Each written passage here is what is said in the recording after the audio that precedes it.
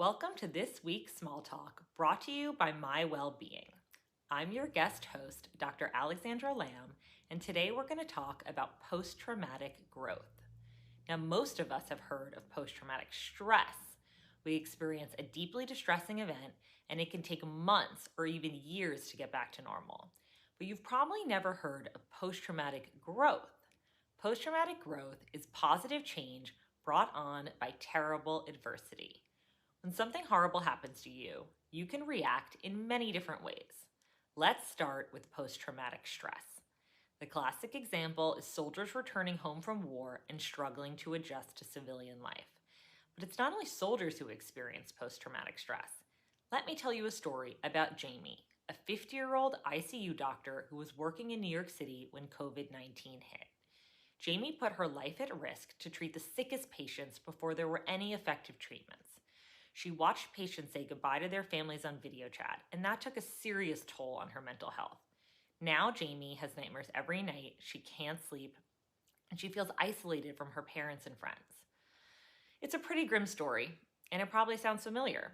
You might know someone who has gone through a traumatic event, or maybe you've gone through a trauma yourself, and you might assume that everyone who goes through a trauma struggles to recover.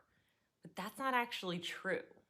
The truth is that after a trauma, not only do most people recover, but up to 89% of people grow from the experience. Psychologists call this phenomenon post-traumatic growth. Experiencing a traumatic event can make people question their core beliefs and reevaluate their life. That's a painful process, but can also be a positive development that gives meaning to your life. We've all heard the cliche, what doesn't kill you makes you stronger, and the research shows that it's true. I'm not saying that trauma is a good thing. Obviously, it is not. But it can lead to positive change, and the idea of post-traumatic growth can provide those who are unlucky enough to experience trauma with hope for their future.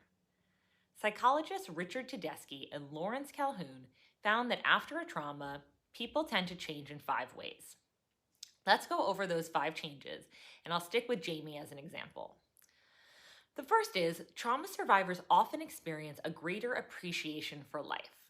After witnessing so much death, Jamie realizes that life is precious, and she starts savoring the little things in her life, like a hot cup of coffee in the morning, or putting her kids to sleep. Second is they report closer relationships with others. Jamie has established an unbreakable bond with her colleagues, and she starts investing more in those friendships. Once the pandemic is over, she plans to do monthly happy hours with the doctors and nurses. The third is that people experience an openness to new possibilities in life. After her experience, Jamie realizes that there is more to life than work. She decides to take cooking classes and learn how to snowboard.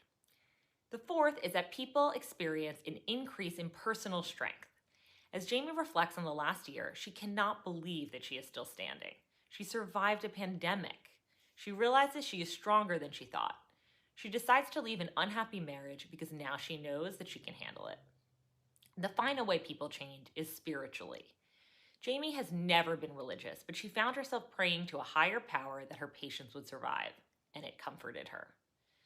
This pandemic has been traumatic for all of us. 2020 was a difficult year for pretty much everyone on planet Earth. But research on past natural disasters has found that when it was all over, survivors experienced increased social support, greater mental health awareness, and a healthier lifestyle. Think about how the dark days of World War I and the 1918 flu pandemic were followed by the Roaring 20s, a time of widespread prosperity and happiness.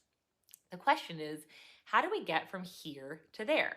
What can you do to cultivate post-traumatic growth? Awareness that post-traumatic growth is a possibility is a good place to start. This helps patients feel hopeful about their future and gives them agency to make meaning from their suffering. And the second is consider going to therapy.